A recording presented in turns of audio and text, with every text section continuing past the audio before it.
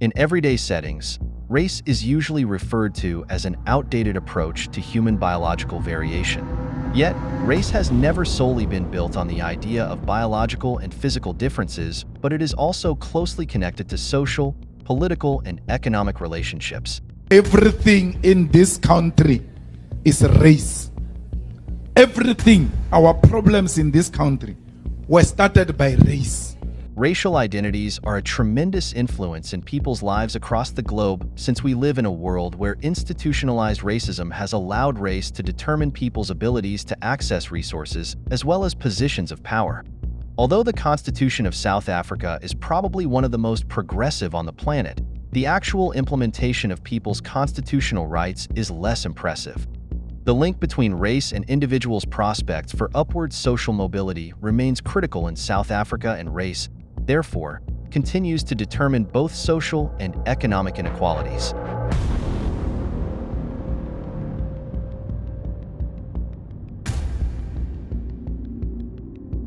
If only we could pinpoint the beginning of where people started seeing each other in terms of race, you would think it's easy to trace even back the history of the so-called colored people in South Africa, since they are the last race on Earth. In fact, it is difficult to speak of a particular history of the colored population in South Africa. The colored community consists of an extremely diverse group of people with roots in many different parts of the world. Many coloreds themselves are uncertain about their ancestral history even today. There are several competing interpretations regarding the emergence of the colored community. However, most historians and other researchers agree that large parts of the colored population are distant descendants of relations between the indigenous Khoi and San people, the European settlers and slaves imported by the Dutch East India Trading Company from East Africa and the Indonesia. And yes, there are incidences of sexual abuses of Africans by white colonial settlers, but I did not find any historic document to draw from, but nevertheless it is a historic fact. Let me first explore the colored population's historical connections to the indigenous Khoi and San population, the black slave community, and the European settlers in order to explain the emergence of this racial identity. I'll also demonstrate how different historical currents, dating all the way back to the arrival of the first European settlers during the 17th century, have shaped and continuously transformed the substance and meaning of colored identity.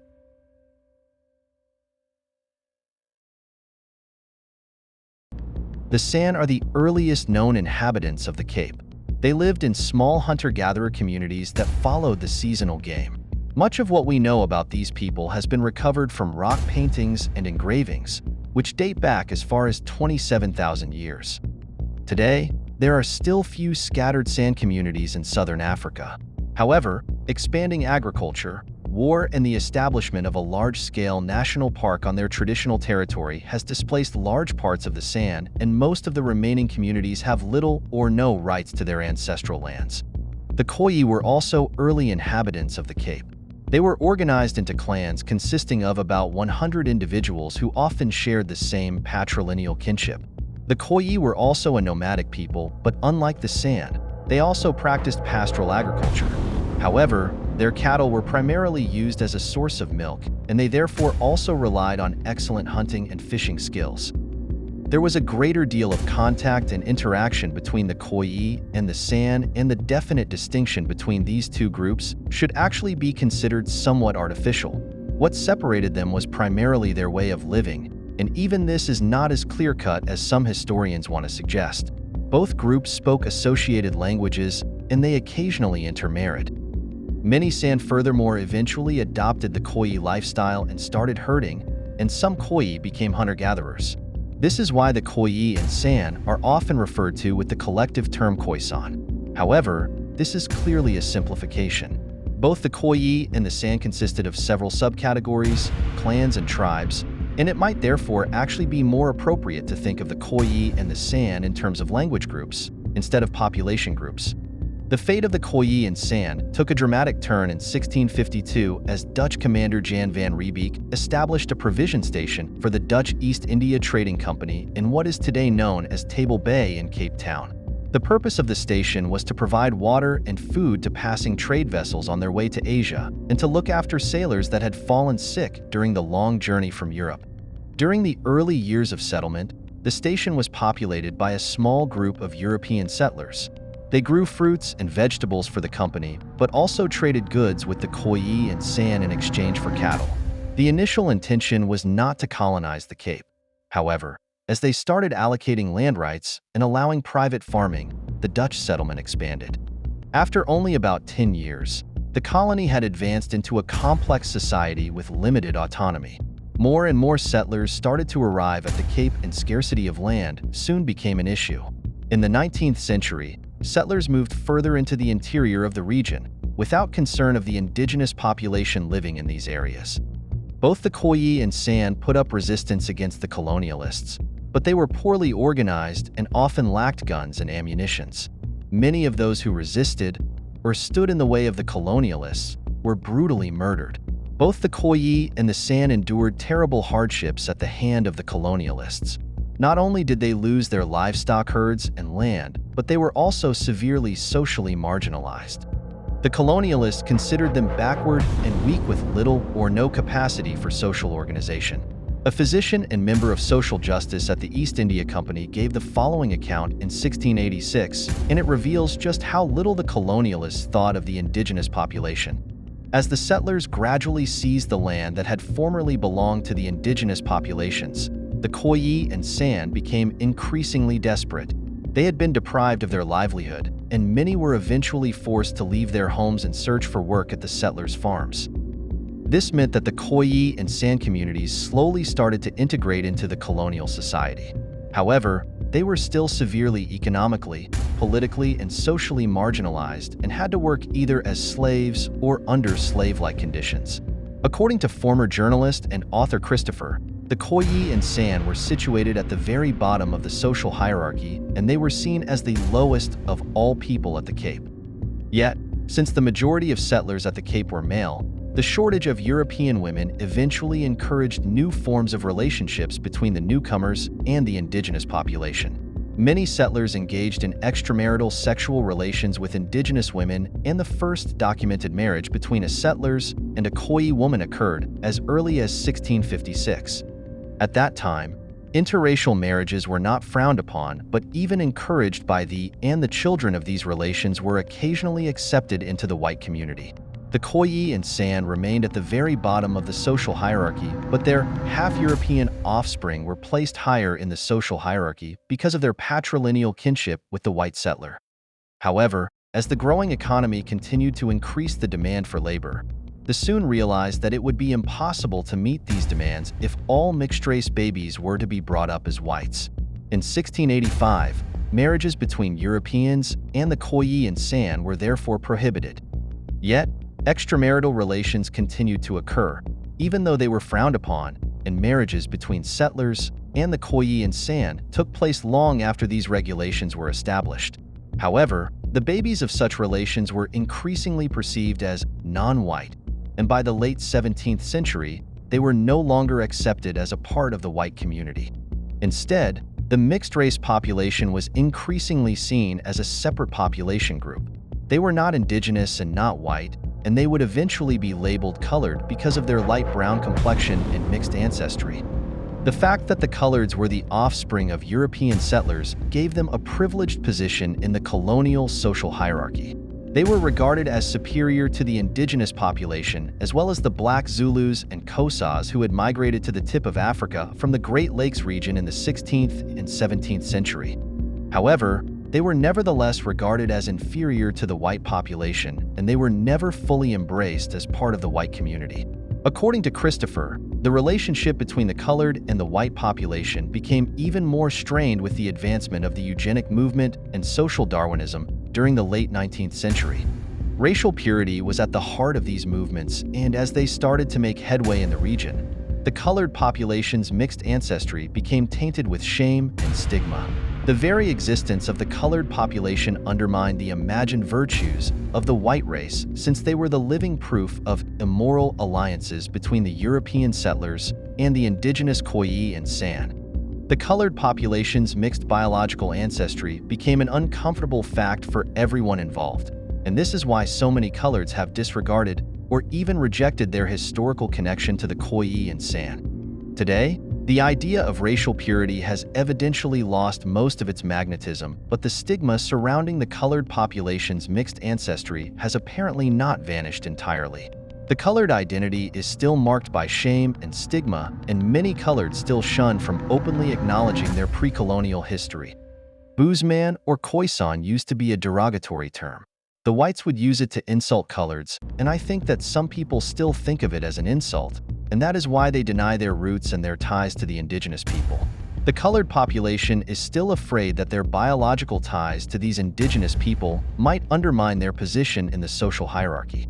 Coloreds have always been seen as second best after the whites, and this is why so many coloreds have refused to recognize their historical connection to the Khoisan, who have always been seen as backward and uncivilized even this day. During the last 2 decades, more and more coloreds have started to take an interest in their indigenous history. There are, for instance, several Facebook groups such as Khoisan Talk and Proudly Khoisan that encourages discussions about the pre-colonial history of the colored community. I also noticed that these groups occasionally distribute information about upcoming community meetings regarding so-called colored interests.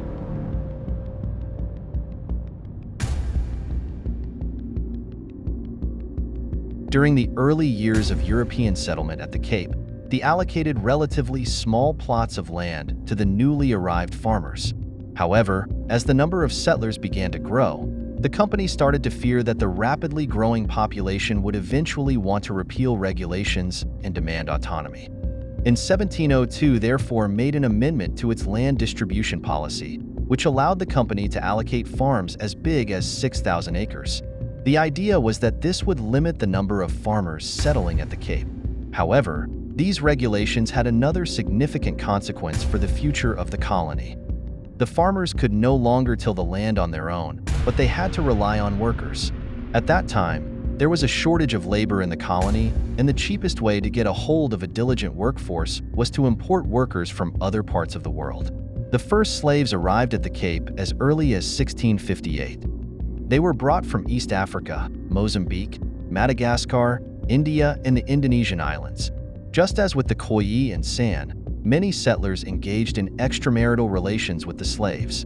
This was a common practice, and during the first 20 years after the arrival of the settlers, 75% of all children born from slave mothers were the results of interracial relations. The babies of these relations were eventually also branded as coloreds because of their mixed biological ancestry. The colored population is not only distant descendants of the Khoi and San. They also have roots in the black slave community. By the late 19th century, rapid economic growth and advances within the mining industry drew thousands of black workers into the South African cities. This large-scale urbanization transformed the regional demographics, and by the mid-20th century, the urban population in South Africa was no longer predominantly white, but black. The purpose of the early legislations of apartheid was to hinder these progressions and to establish racial segregation in the urban spaces. However, the implementation of segregation regulations required firmly defined racial categories. In 1950, the apartheid government, therefore, introduced the Population Registration Act, which compelled all South Africans to be classified and registered as either white, European, African, Bantu, or black, or colored. The category colored referred to a person who is not a white person or a native. It was a rather broad and ambiguous definition, and the category was therefore later further divided into the subcategories Cape Malay, Cape Colored, Chinese, Indian, Griqua, Other Asiatic, and Other Colored. With the implementation of these regulations, the colored population was officially separated from the black majority. For several decades, the colored population had already been treated differently than the black population, but now they were also legally defined as a separate racial group. The colored community, just as black people, suffered difficult hardships during the apartheid era. They were systematically robbed of their political rights, and by the early 70s, the colored population had been deprived of both their vote on the municipal electoral roll and their participation in parliamentary affairs. However, the colored population was nevertheless favored over the black population by the apartheid government, and they were spared some of the most humiliating discriminating implementations. Colored population was rated at second-class citizens, since they occupied an intermediate position in the racial hierarchy between the whites and the blacks. This created a gulf between the black and colored population who, out of fear and self-preservation, found it increasingly important to dissociate themselves from their partially black heritage. Just as with the Khoisan, the colored population saw their black ancestry as a threat towards their relatively privileged position in the racial and social hierarchy. No one wanted to be perceived as black, because this meant that you would not be able to enjoy the privileges of being half white. This, I think, is probably why the Coloreds did everything they could to hide their black origin. Yet, there have been times during which some Coloreds found it beneficial or even necessary to reclaim their black heritage. The rise of the Black consciousness movement in the 1970s bred the idea that colored distinctiveness was undermining the anti-apartheid struggle. Advocates of the Black consciousness movement argued that colored identity was nothing more than an artificial concept created by the apartheid government in an attempt to divide and rule. They stressed that the colored population is partially biologically black and held that they, therefore, ought to join their black brothers in the struggle against white dominance. During the 1980s, the non-racial democratic movement, led by the United Democratic Front, UDF, further accelerated the rejection of colored identity, and many coloreds who actively engaged in the freedom struggle gradually started to consider themselves part of the black majority instead of a separate colored community. They also started rejecting the term colored, which they felt was deceptive and derogative. This was primarily a trend amongst the colored elite, and the advancement of such movements had limited influence amongst the working class. The apartheid government was cruel and unfair, but it also created advantages for the colored working class, such as the colored labor preference policy, which protected colored economic interests by compelling white business owners to hire coloreds before blacks. This is one plausible explanation for why the colored working class felt hesitant to unite with the black majority. They lived and operated in a system that continuously favored them before blacks and saw no reason for voluntarily renouncing these privileges. There were, of course, some coloreds who actively engaged in the struggle against apartheid, but there were also those who supported the apartheid government, hoping that their loyalty would spare them the same injustices inflicted upon the black population. Even until the very end of apartheid, many coloreds continued to support the apartheid government, which had both supported and subjugated them. When it was finally time for the first democratic election in 1994, a majority of the colored voters in the Western Cape voted for the National Party, NP, who were responsible for the implementation of apartheid and thereby allowed their former oppressors to retain their power in the province. After voting in the first democratic election, many people were very excited about the changes that were about to take place. However, they were also anxious about the outcomes of the transition. What was going to happen now?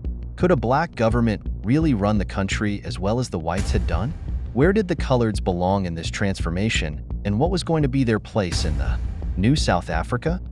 Many coloreds were also worried about what was going to happen when privileges such as the colored labor preference policy were removed, and these worries are a plausible explanation for why such a large proportion of the colored community did not vote with the black majority on that day. The Western Cape is the one province that indicates colored voting preferences most clearly. An estimated 61% of the colored vote is concentrated in the province. The Western Cape and the Northern Cape are unusual among South Africa's 9 provinces in that African voters represent a minority of the electorate in these provinces. In the Western Cape, whites constitute a quarter of the voting age population and Africans 1/5. The result in the province is therefore crucial in indicating colored voting preferences, and thus will serve as the case study for this analysis. The National Party scored a decisive victory in the 1994 provincial election in the Western Cape. This result was largely duplicated in the national elections, which were held on the same day. The implication of the result was that the National Party had emerged as the winner in the contest for the support of the colored voters. Some estimates at the time suggested that the National Party victory was because the party won about 3 times as many votes from among coloreds as had the African National Congress. South Africa is divided between black and white, and the colored community seems to be in the middle and always expected to choose a side. According to black people, the colored community always chooses the side of white people, which is the situation where the first democratic elections. This has started what we call the colored debate. To turn the wick up a little bit here now. South Africa's top athlete Wade van Niekerk's victory at the recent Rio Olympics was a bone of contention for black and coloured South Africans. If there is such a thing. While some coloured people saw this as a victory for them, some in the black community felt Wade's victory was one for black and coloured people inclusively. I felt it was a victory for everybody in South Africa. Some people even took to social media alleging that in post-apartheid South Africa, it still feels as if the country is only represented from two perspectives, either black or white, and anyone else basically, well, they don't exist. I want to talk about this. Let's look at the Wade van Niekerk debate. Some suggesting, well, some on social media have been very strong about that when there are negative connotations, then we are coloured, because that's what I am. But when there are positives, such as the world record broken at the Olympics by Wade van Niekerk, then they are black or South African. Gentlemen, let's start there. What do you say to that? Well, I think this provides an opportunity to South Africa to begin lifting the veil on assumptions and stereotypes. South Africa should welcome the achievements of Wade van Niekerk. First of all, in his own right, but also in terms of the community that he comes from, that he has actually come so far. But it also provides us with an opportunity to look deeper at the reactions and responses. Wade van Niekerk actually provided his community with the space of a positive symbol, which is sorely lacking in these communities that he comes from. But at the same time, it has opened the discourse and debate for us to clarify how these stereotypes afflict South Africa and what lies at the bottom of these stereotypes. Now, I think we have to say from the outset that the notion of coloured and the notion of black both emerge from a deep colonial history where images matter, and the question is, who has shaped these images? Secondly, what do these images mean within real social political time? Because we can dismiss something, but let us look at the root causes as to why they in fact live within our cultures.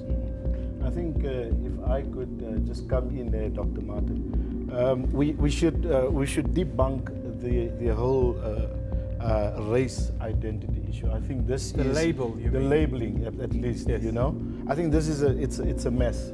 It's startling. It's shocking that a democratic dispensation would, you know, perpetuate something that is a bureaucratic invention of the past. It's just nonsensical. It was an apartheid invention. Absolutely. And what we have done is we have endorsed it. And it was designed to divide people. And we are perpetuating that. So if you talk about Wade van Niekerk and you talk about the colored identity, which we reject outrightly, you know, but we don't want to. You've got to reject something, and then you've got to explain. You've got to let people know there's a whole insight, a whole program of education and conscientizing that needs to happen. That is missing. But we cannot advance and support, you know, the narrow stereotypes of colored. We're not black. We were not black enough now. We were not white enough. We cannot keep on advancing those kind of stereotypes. It's just not going to help us. But Wade's outstanding and exceptional response, you know, within his discipline is given all of us, you know, an opportunity to have an honest discussion. Yes, that's the key. Elvis, now you have a point. Now, the point is very important here, because that honest discussion that you're talking about is what we are asking the question this morning, and that is about race labeling. Is there still such a thing, Dr. Martin, and should we take away this apartheid slave mentality? Well, I think, you know, a democratic South Africa, and we have to say it, as you say, honestly, has mistakenly re-inscribed the race idea within our constitution. It's a very difficult thing to actually admit, but we have in fact re-inscribed the notion of race in our constitution. We have to start there and have a discussion. But let us come to the issue of the concept colored. what our people don't know is that this term has a global history. It has its roots in the Indo-European conquests that started in India and was followed up by European conquests, Western European conquests of Africa. And within that context, terms were created to enslave, first of all, those whose lands were conquered, but also to create stereotypes to sustain a new social and political structure that was created, starting in India and coming to Africa, particularly South Africa. That is where we locate the term colored. But the term colored veils the whole notion of location of people who were enslaved, what happened to their land. And as we know, slaves are not meant to have memories. Slaves are not meant to have genealogies. And this is what has happened to what has now become the colored population in South Africa. The state that arose actually endorsed the actual cultural, political, and economic enslavement of a people. And that is the location for the social and political trauma and contradiction that we find in our country. That genealogy that Dr. Martin is talking about, Mr. Williams, Dr. Seth Cooper earlier mentioned that 90% of the population worldwide has got a Khoisan gene. As the indigenous first, what do you say to that? Does that come as a surprise? You see, absolutely not, because there is empirical evidence that that we are the givers of life, you know, so to speak, as it were. And there is enough. Genetics does not lie. It's found that so many people out in Australia, across the world, Europeans have got more Khoisan genes within them. So you see, it's something that's very interesting. It's if you take the Wayne van Niekerk and you juxtapose that to the Correctional Services 7 case just the other day, that where you see where there's the contradictions within South Ha. On the one side, South Africa ululates. There is an excitement. Wade van Niekerk has broken the record, and Wade van Niekerk now is a South African. He belongs to all of us, and we agree with that sentiment. That's the Wade van Niekerk belongs to all of us. We've got to break the stereotypes, but it is also interesting and sad all at the same time that the same government that celebrates the excellence of Wade van Niekerk is the same government that take 7 colored correctional services officers to court because they are supposedly oversubscribed in a particular given geographical area. These are serious contradictions. You cannot. How do you justify? You know this. It's what I said. It is reprisal versus praise. How do you justify this? It's obvious that we say the term coloured is a problem. Am I right? Absolutely. Am I rightly? It's both a scientific problem and a cultural problem. A scientific and a cultural problem. Then what is next? But it's not just the colour term that is problematic. We don't believe that there is people called black. We don't believe there's black people. It is these are exactly, these are, in fact, it's contradictory terms. It's got no place in such a democratic environment. We've got to do something. All of us equally have to have this discourse so that we can debunk all of these colonial labels that we've been put on. We have to understand that we are African, both genetically and culturally. Absolutely. I mean, let me just come back to the question of white European identity. The first people in Europe were called the Grimaldians, and the Grimaldians were the Khoisan people from Africa. So before you have a white Europe, you actually have the Khoisan in Europe. I mean, all this can be scientifically proven today and is being written about with all the artifacts and research that's being done. So the notion of white, you know, has to be interrogated as well. as we are discussing the issue of black and colored, the notion of white should not be privileged. Yeah. I mean, from a scientific point of view, the color white reflects color. So in real scientific terms, if we look at black and white, the real colors really are white people. If we look at it scientifically, if we come to the ideological direction, colored people in South Africa are descendants of the first people in Africa, which are the Khoisan, you know. Now, what colonialism has done, it has saddled us with false notions of race.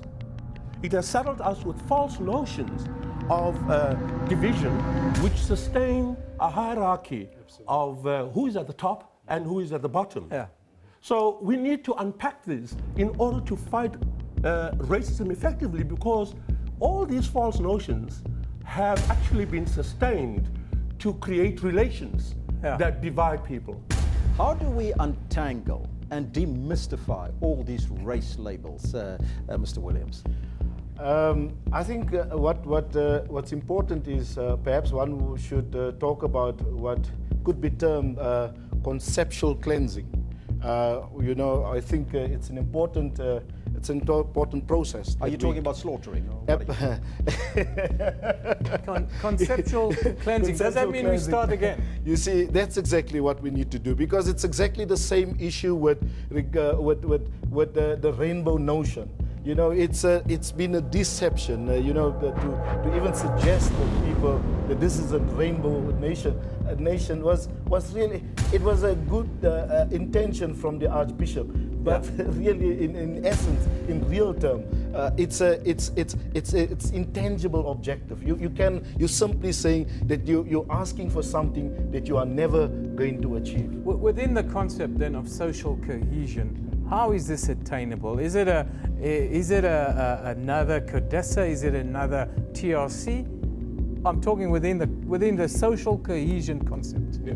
I think it's very important to understand that in order to achieve social cohesion, it cannot be achieved and sustained on a false basis. Here we have social structures that have been given a certain life based on ideological false notions of who people are.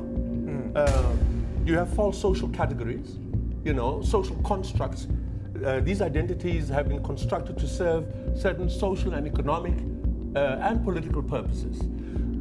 In order to have that CODESA that will deal with the conceptual cleansing, we need to have a dialogue in our society. If we say we are genuinely opposed to racism and racialism, we must go to the core of the etymology. What are the roots of these words? For example, there is a great alienation in our society where colored people feel they are no longer part of this democracy. We are playing with fire to pretend that it is not deep, you know. Secondly, we have notions of racial authenticity. Whites feel that they are racially authentic. But it's also imposed on others. Yes, but I also feel that they are victimized in South Africa today. There's a lack of opportunity for them, and there's what they call, if you read social media, reverse apartheid being practiced on them. So all of these things we have to come to terms with. Absolutely, and I mean, if you have to diagnose any disease, racialism is a deep disease in our social political fabric. And for the next generations, the responsibility of our leaders in this generation is to clear the ground in order for a healthy humanity to take place, to actually redesign, reconfigure our social space in order for that equality, but also human self-respect to begin to grow again. At the moment, we are not having that. You see, can I ask you, as the chairperson of the Indigenous First Nation Advocacy South Africa grouping, to give us your final remarks on this discussion? You see, for us, it's important that we go back to the drawing board. But the drawing board has got to do with the foundation. You cannot build, there's nobody that builds anything on the surface. Because if you build it on the surface, you have what you currently have. You begin to see how the cracks are coming up, and this country is beginning to disintegrate. The foundation of it all is to come back and identify and have an honest discussion. Who are these people called colored? Why are they called Bushman in different pockets and in corners? Yeah. Let's have that discussion. Why were they called? Why they, even amongst themselves do they call themselves Bushi? Something tells us there is something missing. And until we have that honest discussion, and that's got to do with the foundation and the fabric of society, of this country, until you dig in there, you can forget about it. Final words. Well, I think we need to go back and demystify. We have a situation in our history where South Africa still has a lingering understanding that this country, modern South Africa, has had white founding fathers. We've never had white founding fathers. Yes. The founding population of this country has been the Khoi and San population. We need to go back and fill the gap because the Khoi and San population have been written out of South Africa's history. And then you supplant that history with the notion of colored to break off, to de-link these people from their African history. Absolutely. We have to go back and lay the foundation for a healing that first and foremost, a liberated South Africa must re-establish itself on its African roots.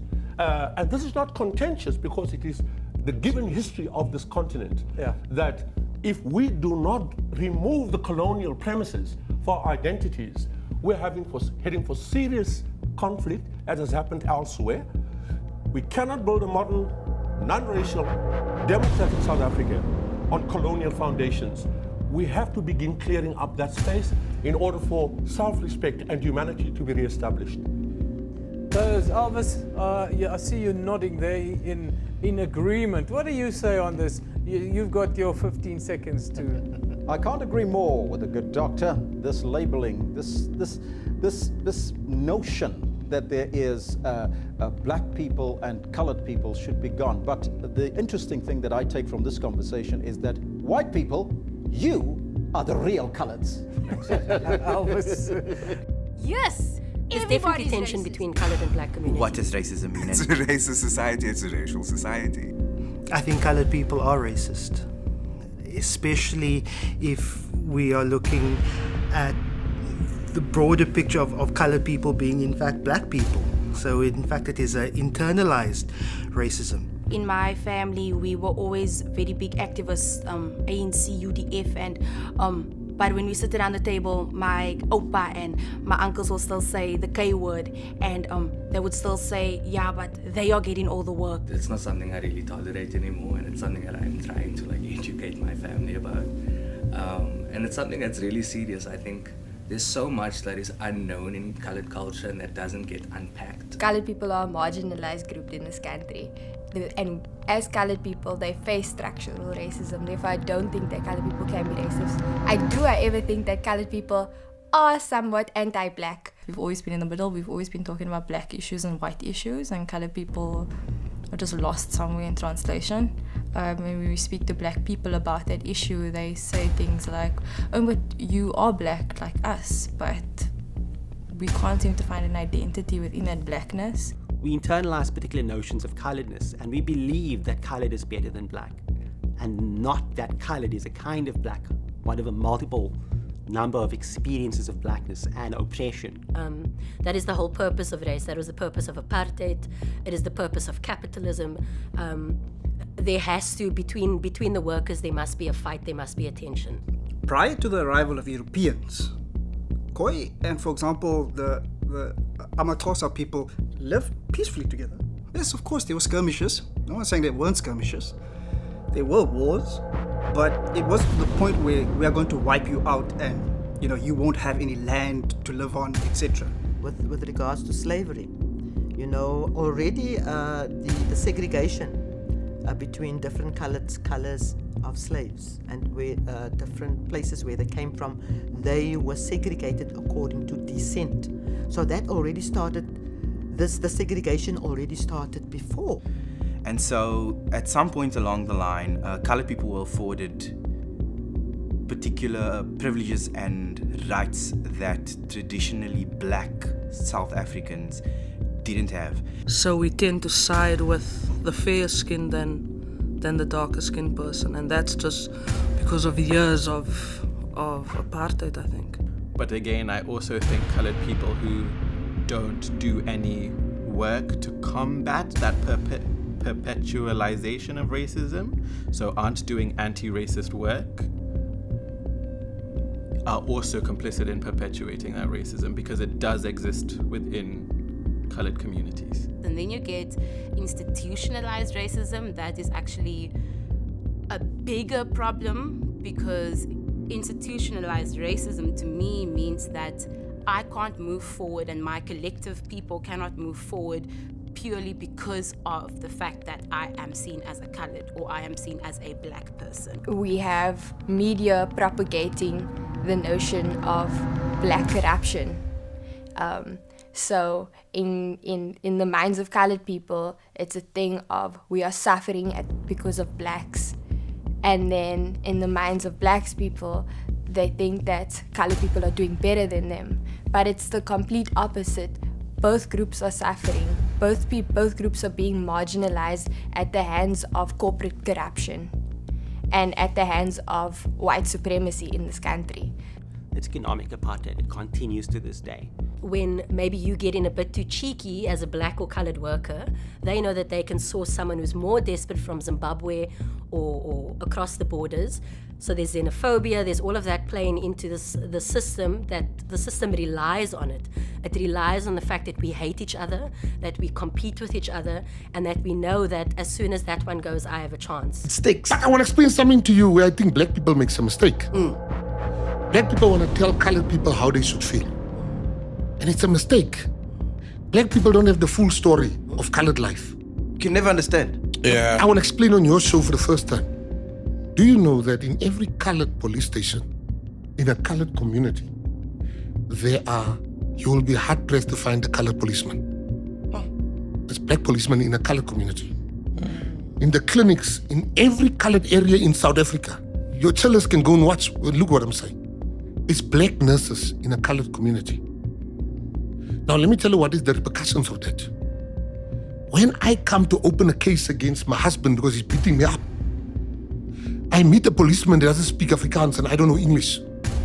He must write my statement in a broken language that none of us understand. Yeah. When people go for tablets, I know of cases where old people were asking for ear things and they were giving prevention tablets. Because they don't care. Because of the language. No, it's not even don't care. They do care. Yeah. The language barrier. Colored people have not been promoted policemen for the past 15 years. That's crazy. Wardens in South Africa, and this is fact. Now, a lot of black guys are emotional about this stuff, not hearing. Do you know the wardens in Cape Town decided this is unfair? We are being told we can't be promoted because we are colored. They then went to court. They went to the Constitutional Court just for the right to be promoted, to be considered for promotion. Now, what message are you giving to colored people? Where the apartheid regime got the ANC brilliantly at CODESA was when they told them colored people must not be treated the same as you. For real? At CODESA. They told them colored people. Now, if you look at me, I'm the first one to organize a march in my community in solidarity with black kids that don't have free textbooks.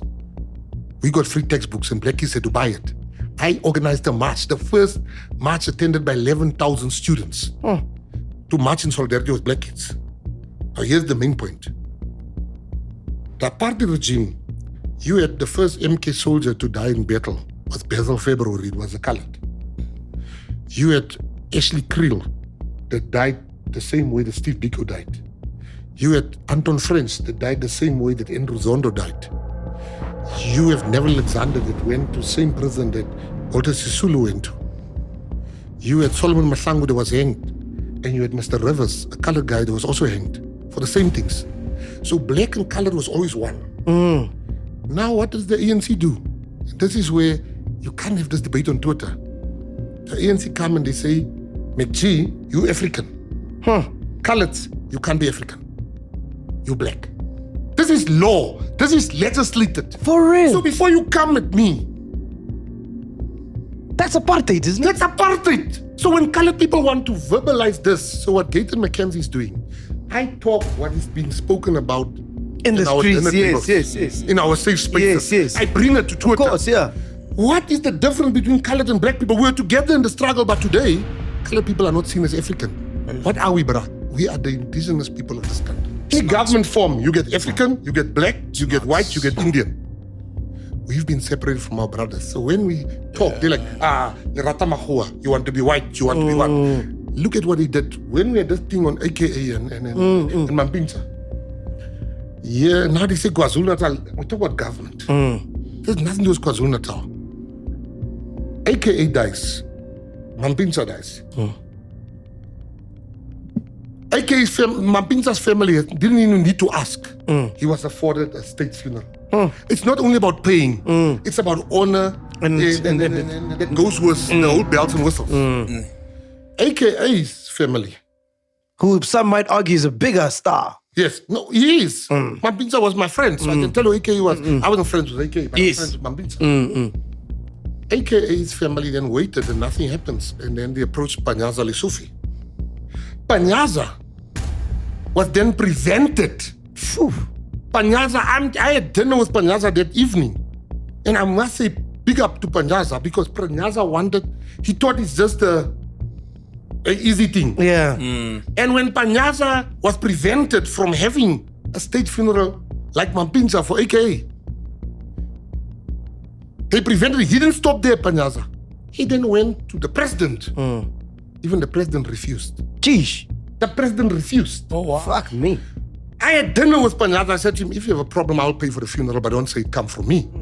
And he never called me to say if the family wanted me to help, but it wasn't about money. Yeah. But people don't admit it. It was only because AK is a colored. Yes. And that they can argue, they can hate me for my truth. The only thing I regretted afterwards about saying it was not the fact that what I've said, but the fact that I didn't think about Babe Sodumo. Her wounds were still fresh. Yes.